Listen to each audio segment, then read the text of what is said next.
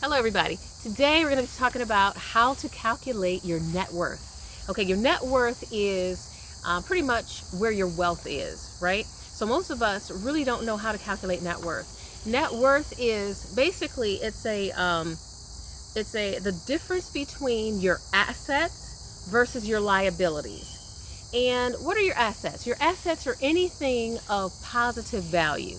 That means even if there's a debt on it, it's worth more than the payments that are left on whatever that asset is. And a great asset that most of us have or should have is a home, right? So your home, say for instance, you have a home that's worth $200,000, but you only owe $50,000 on it. So you have $150,000 asset. Now, a home is considered both an asset and a liability when you still have a mortgage on it or have some sort of payments that you're making on the home. So even though the home has a $50,000 debt, it's still worth $200,000. So it's a positive asset. So a home is an asset and a liability when it has a mortgage on it. But so how would you list this? To determine your net worth, you're going to have a list of your assets. You're going to have a list of your liabilities. Your home is going to go over here as an asset, and you're going to give it a credit of $150,000 if it's worth $200,000 and you owe $50,000 on it. On the liabilities section, your home again is going to go there, and there's where the $50,000 debt is going to sit. Next, do you have a vehicle? Is it paid for? If the vehicle is paid for, that is definitely an asset. Now, if you have a vehicle that is not paid for, but it's worth more than what you owe on the vehicle, then that vehicle becomes both an asset and a liability. And again, just with the house, you have to figure out the difference. If you owe $10,000 on the vehicle, but it's worth $15,000, you write it in the asset category, giving it a $5,000 positive value.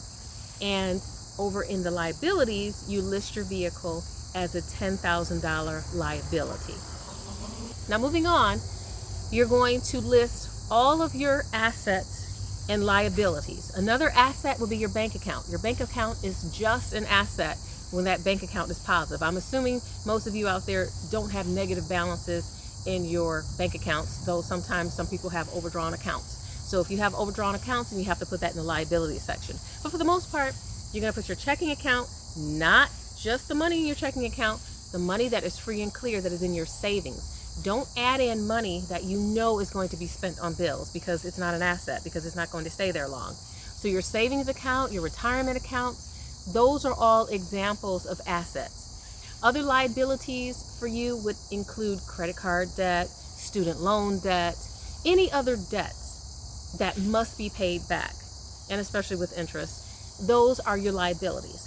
So once you've listed all of your assets, also another asset would be any furniture or jewelry that you have that's paid off and it's free and clear. That's an asset as well. So when you add up all of your assets, the next thing you're going to do is add up all of your liabilities.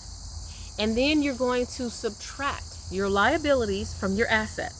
So say your assets total $300,000, but your liabilities total $100,000. You're going to take those liabilities at $100,000, subtract it from the $300,000 asset. That gives you your net worth of $200,000. Now, for some of you, unfortunately, you may end up with a negative number. Say the numbers are reversed. You have $3,000 or say $300,000 in liabilities and only $100,000 in assets. Your number is going to equal up to a negative $200,000. So what that means is you have a negative net worth, which means you're deeply in debt. So that means you're really going to have to work hard to change that if you want to be healthy and whole and prepare for retirement. As you all may know, some of you, yes, know, I am a financial coach. And if you need help figuring out how to move the needle forward and get to a better financial position, even if you have a positive net worth, but maybe you want to move that net worth a little bit higher.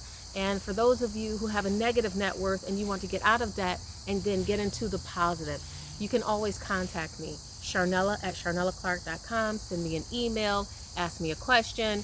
From there, we can determine if I would be the right person to help coach you into a better financial future. But thank you so much for watching Financial Fix with Sharnella. Please like and subscribe to my channel.